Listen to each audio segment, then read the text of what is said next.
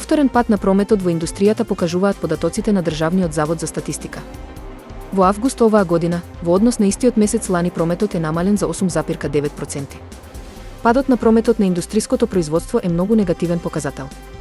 Без поттик и развој на индустријата ќе имаме уште поголеми проблеми со економскиот раст и со бруто домашниот производ, со извозот, трговскиот дефицит, а понатаму и со буџетот и финансиската стабилност на земјата. На домашниот пазар, прометот во индустријата во август 2024 година е помал за 9,6%. Во прометот во индустријата на странските пазари има намалување од 10,5%. Во споредба со јули 2024 има намалување за 6,3%, додека во периодот јануари до август, споредено со истиот период од 2023 година, падот изнесува 16,2%. Според прогнозите на банката, 3 години со ред, Македонија ќе има најнизок раст во однос на земјите од регионот. Јавниот долг незначително ќе се намали. Од Светска банка се загрижени за кредитите што земјата ги зема од Унгарија и како тие ќе влијаат врз јавниот долг и дефицитот.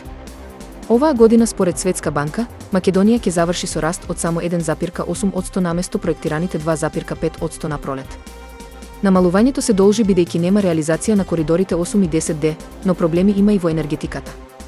Предвидувањата на Светска банка се дека инфлацијата во периодот кој следи ќе се намалува и во 2026 година ќе биде 2%. Светската банка предвидува дека заедничкиот економски раст на Албанија, Босна и Херцеговина, Косово, Црна Гора, Македонија и Србија во 2025 година ќе достигне 3,7%, што е за 0,2% поени повеќе од предвидувањата дадени во пролетното издание на извештајот. Растот во 2024 година се очекува да достигне 3,3%, што представува зголемување за 0,1% поен од претходните проекции. Со најголем економски раст ќе бидат Србија и Косово, пошто следи Црна Гора, Албанија па Босна и Херцеговина. Француската и италијанската полиција објавија дека откриле меѓународен синџир за продажба на лажно квалитетно вино од 15.000 евра по шише. 6 лица, меѓу кои еден руски државјанин, се осомничени дека ја водел целата операција, а се уапсени во Париз, Торино и Милано. Тие наводно ги фалсификувале етикетите на познатите француски винарии, кои потоа ги продавале по пазарна цена преку трговците со вино ширум светот. Француските обвинители велат дека групата заработила 2 милиони евра од измамата. Тие наводно ги фалсификувале етикетите на познатите француски винарии, кои потоа ги продавале по пазарна цена преку трговците со вино ширум светот. Француските обвинители велат дека групата заработила 2 милиони евра од измамата. Обвинителите најавија дека ќе биде обвинет и осомничениот водач, 40 годишен русин. При заплената се пронајдени големи количини шишиња со различни фалсификувани сертификати за квалитет, Гранд Кру, етикети за вино, восочни пломби, состојки за полнење вино, технички машини за повторно запечатување шишиња и луксузна стока, како и електронски уреди во вредност од 1,4 милиони евра и повеќе од 100.000 евра во готовина, се наведува во соопштението на Европската полициска служба.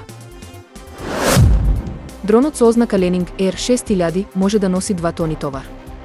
Дронот Ленинг Air 6000 има домет до 3800 км и може да лета на височина од 7600 метри.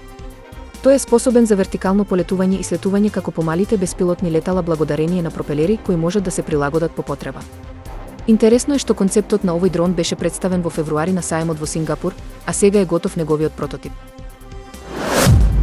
Тим од британски научници и инженери од Универзитетскиот колеџ во Лондон успешно испратија податоци безжично со брзина од 938 гигабајти во секунда, во рекорден опсег на фреквенција од 5 до 150 ГHz.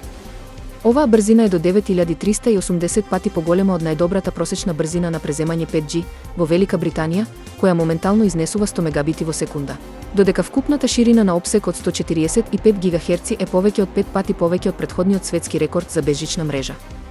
Безжичните мрежи обично пренесуваат информации користејќи радиобранови преку тесен опсег на фреквенции. Тековните методи за безжичен пренос, како што се Wi-Fi и 5G главно работат на ниски фреквенции под 6 ГHz, но застојот во овој опсег на фреквенции ја ограничува брзината на безжичната комуникација.